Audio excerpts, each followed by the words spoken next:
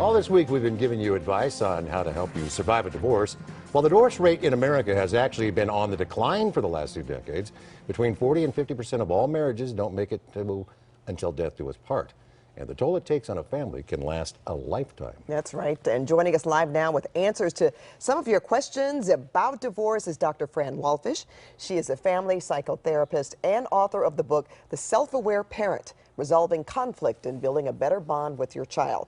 Dr. Fran has a private practice in Beverly Hills. And Dr. Fran, thank you for being with us. We've enjoyed listening to you all week, or telling viewers about what we're going to do today. So we've got some questions for you. We want to get right to the first question. Now, this is from, I don't know exactly where this is coming from, but it is from a viewer who says, what do you say to a child who wants to spend time with his or her father and may not know that dad is unfit to parent? That is a great question, and it really doesn't exactly matter the age of the child, because what you always want to do is validate your child's feelings. Do not deny that the child wants to see the parent, because every boy and girl wants a mother and a father.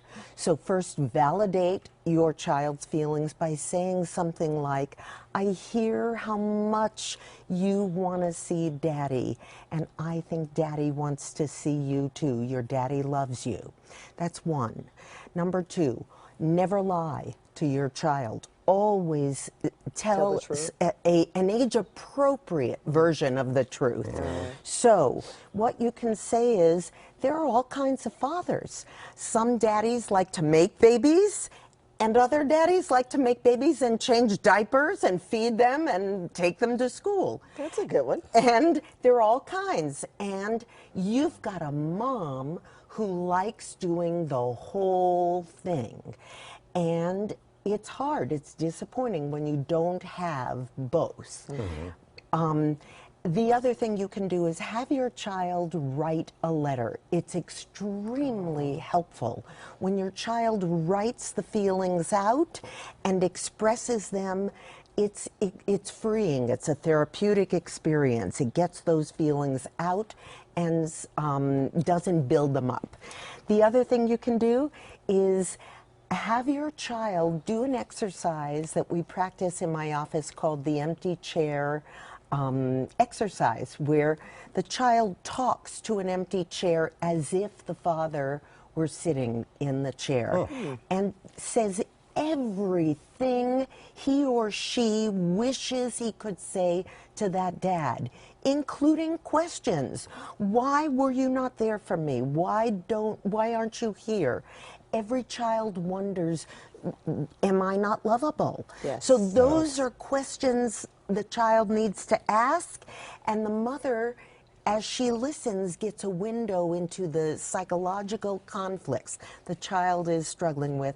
And finally, always give your child permission to love and respect both parents, because that child is 50% mother and 50% father, and the self-esteem and identity is half and half. Clint Eastwood tried that chair thing, by the way.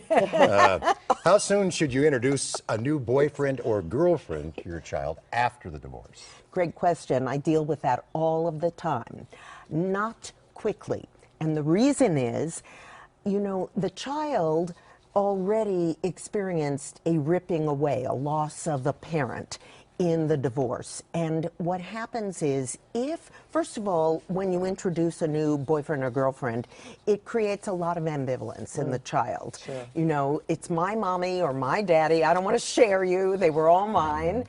And the other piece of it is that the child can become attached to the new boyfriend or girlfriend, and if the relationship doesn't work out, that's one more loss. Okay. So you don't want to introduce too soon. You want to wait until there's some commitment in that relationship. It's usually about 6 months till you know for sure. All right, I'm glad you gave us a time frame, but good advice there. Now, question number 3, if your child hasn't shown signs of depression and hasn't acted out in response to the divorce, is it still necessary for him or her to get therapy? Very good question. You know, a lot of people are not pro-therapy, And not everybody needs therapy. The things you want to look for there are key signs to look for in a child to see if that child really is struggling and needs to talk to somebody. Number one, sudden sleeplessness or sleep disruption, a change in eating habits, sudden weight gain or weight loss, a dip in academic performance, isolation, wanting to stay in the bedroom, not go hang out with friends. Being in the bedroom and closing, locking the door, not hanging out with the family at dinner time. Those are signs. Well, we want to thank you for not only being here today, but being with us all week in our divorce series, and we appreciate it very much. It's been my pleasure. Yeah, thank you. Yeah. You have to come back too.